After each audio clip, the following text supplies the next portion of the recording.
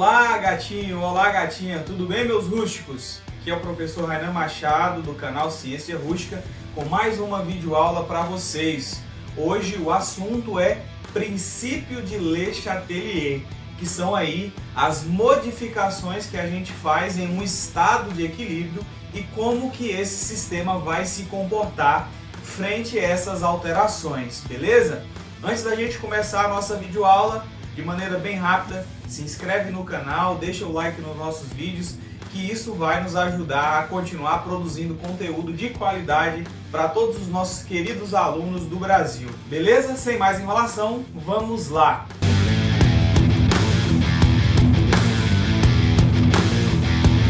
Nós vimos na aula passada sobre o equilíbrio químico, né? Que é um estado que é alcançado nas reações reversíveis, no qual a velocidade da reação direta é igual à velocidade da reação inversa. E aí, para que esse estado de equilíbrio seja atingido, nós vimos que precisamos de temperatura constante, porque a temperatura é um fator que altera o estado de equilíbrio químico. E a gente vai ver agora no princípio de Le Chatelier. Também precisamos de um sistema fechado para que não haja perda de matéria aí para o nosso ambiente.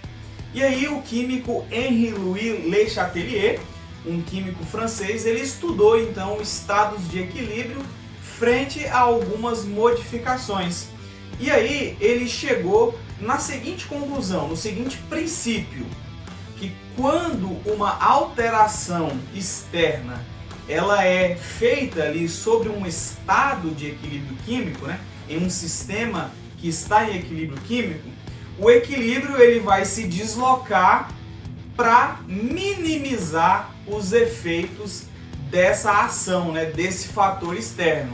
Então você imagina o seguinte, imagina que você está caminhando, né, de maneira equilibrada e uma força externa perturba o seu equilíbrio. Por exemplo, alguém vem e te empurra. Você perdeu ali momentaneamente o seu estado de equilíbrio, mas o que você automaticamente vai fazer? Automaticamente você vai tentar reverter essa ação externa e voltar ao seu estado de equilíbrio novamente. Então é isso que acontece com o sistema químico em equilíbrio. Eu promovi uma alteração, ele vai se comportar de um jeito para tentar reverter e voltar ao estado de equilíbrio novamente, tá bom? E aí, num estado de equilíbrio, a gente pode mexer na temperatura, a gente pode mexer na concentração aí dos participantes da reação e a gente pode mexer também na pressão. Cada um desses três fatores pode ser para mais ou para menos, né? Ou aumentar a temperatura ou reduzir a temperatura, ou acrescentar e diminuir alguém, né? Aumentar e diminuir a concentração, respectivamente, ou alterar a pressão do sistema para mais ou para menos. Esses três fatores influenciam o estado de equilíbrio químico e a gente vai ver agora como que o sistema vai se comportar diante dessas alterações. Vamos lá analisar cada uma delas? Vamos primeiro falar aqui a respeito da alteração na temperatura. E a gente pode fazer um aquecimento ou um resfriamento do sistema. Bom, a gente lembra lá da termoquímica que nós temos reações que são endotérmicas, que são aquelas reações que absorvem calor para acontecer, né? A variação da entalpia é positiva. E nós temos as reações exotérmicas, que são as reações que ocorrem liberando calor e a variação da entalpia, nesse caso, será negativa.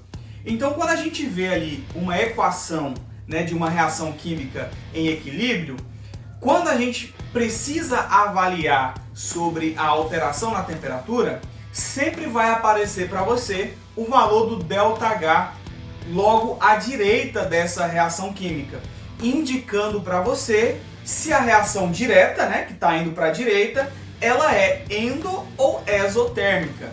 E aí, vamos supor então, vamos pegar aí a reação da produção da amônia, né, que é o equilíbrio químico talvez mais famoso que a gente tem aí.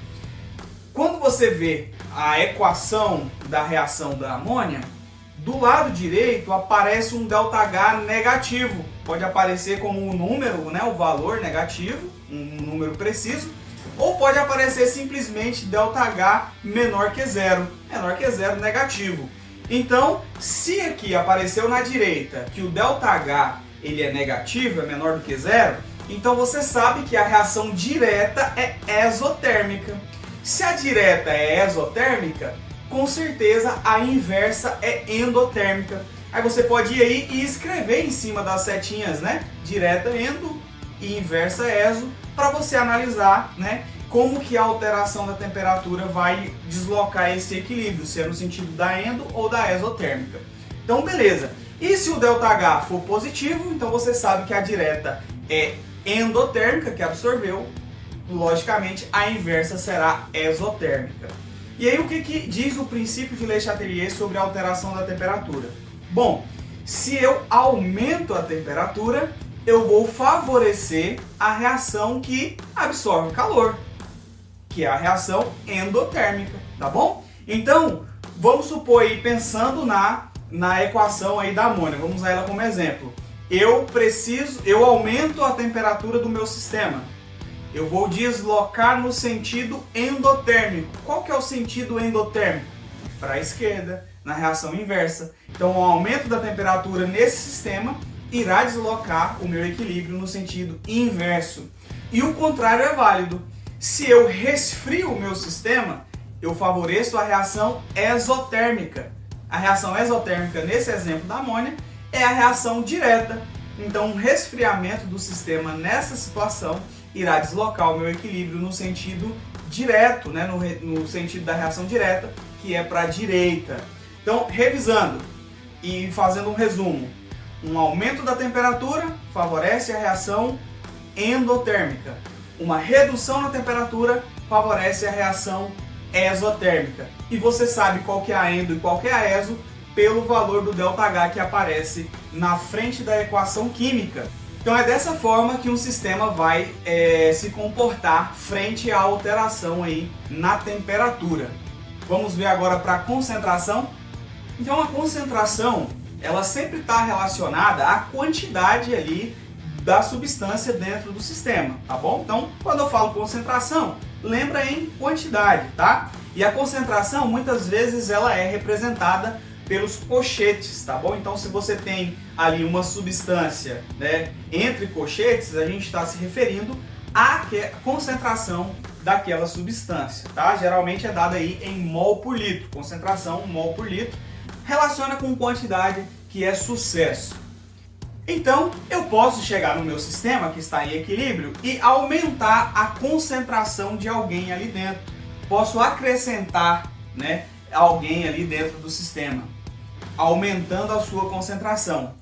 Se eu aumento a concentração de alguém, o meu sistema vai tentar consumir esse alguém.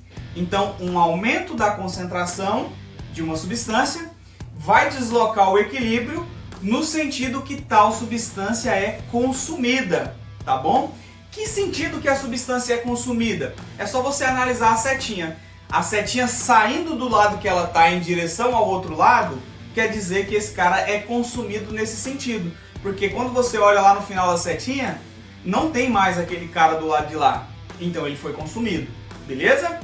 Agora, se eu vou no meu sistema e retiro alguém, um pouco de alguém, diminuo a concentração de algum cara ali da reação, então o meu sistema vai querer produzir esse cara. Então, uma diminuição na concentração de algum participante da reação vai deslocar o meu equilíbrio no sentido que tal substância é produzida. Como que eu sei qual que é o lado que aquele cara ali está sendo produzido? É o lado que a setinha está apontando para ele. Se a setinha está apontando para ele, significa que ele está sendo produzido naquele sentido, tá bom? Vamos voltar lá para a equação da amônia, ó. A gente tem aí, né, a reação do gás nitrogênio com gás hidrogênio formando aí o NH3, que é a amônia. Se eu retiro hidrogênio do meu sistema, por exemplo, o meu sistema vai querer produzir, então o meu deslocamento vai ser no sentido da reação inversa. A setinha está apontada para o hidrogênio no sentido inverso, então ele é produzido para lá. E se eu aumentar a concentração de hidrogênio, o meu sistema vai querer consumir. Ele é consumido no sentido direto, para o outro lado. Então, o meu deslocamento vai ser para a direita, vai ser no sentido direto.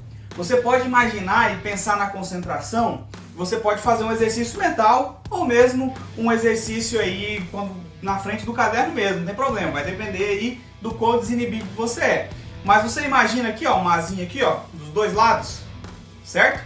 Desse lado aqui é um lado da equação e esse lado aqui é o outro lado da equação. Se você aumenta a concentração de alguém desse lado, olha aqui como que vai ser o deslocamento, vai ser para lá, vai ser para a esquerda. E se eu diminuo alguém desse lado, a concentração desse lado, olha o deslocamento, vai ser para cá. E para o outro lado a mesma coisa. Aumentei a concentração de alguém lá, olha o deslocamento para que lado.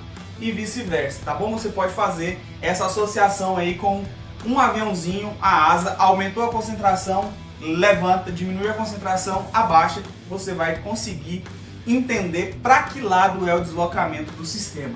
Fechou? Então, resumindo, aumentei a concentração de alguém, meu sistema quer consumir esse alguém. Reduz a concentração de alguém, meu sistema quer produzir esse alguém. Vamos ver agora a pressão, como que a pressão influencia um estado de equilíbrio químico. Duas coisas nós precisamos ter em mente quando nós analisamos a pressão, né, a interferência da pressão num estado de equilíbrio químico. A primeira é, eu preciso ter substâncias gasosas nesse estado de equilíbrio.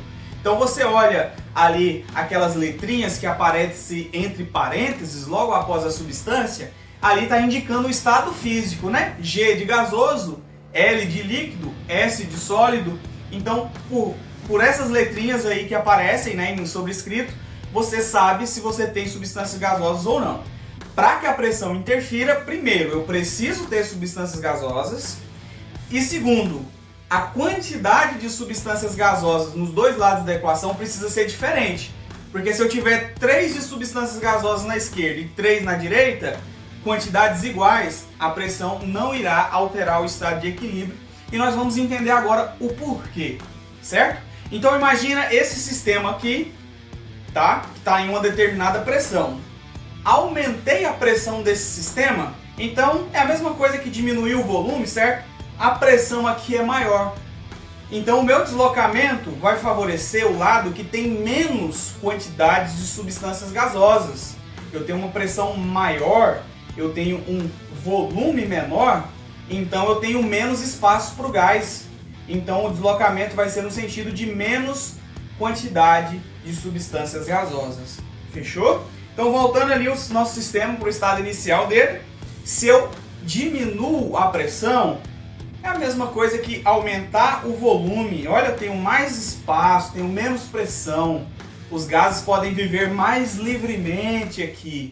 Então se eu tenho menos pressão, eu vou favorecer o lado que tem maior quantidade de substâncias gasosas, beleza? E como que eu sei qual lado tem mais e qual lado tem menos substâncias gasosas? É só você somar ali o coeficiente, né, que é o número que aparece antes da substância. Você soma esses números ali e vê quantas substâncias gasosas dá de um lado e do outro lado. Voltando ao nosso exemplo lá da amônia, eu tenho 1 de N2, que é gasoso, mais 3 de H2, que também é gasoso. Então, do lado dos reagentes aqui, eu tenho 4 de substâncias gasosas. E do lado direito, eu tenho 2 NH3, né, que também é gasoso. Então, eu tenho 2 de substâncias gasosas. Então, do lado dos reagentes, né, nitrogênio e hidrogênio, eu tenho 4 gasosos, que é mais do que do lado da amônia, do lado dos produtos, que é 2 substâncias gasosas. Então, aumentei a pressão. Para que lado que vai ser o meu deslocamento? Menos substâncias gasosas é do lado da amônia. Então o deslocamento vai ser no sentido da reação direta, vai ser para a direita. Diminuir a pressão, o deslocamento vai ser para o lado onde tem mais substâncias gasosas. Onde tem mais substâncias gasosas, para a esquerda, no sentido inverso.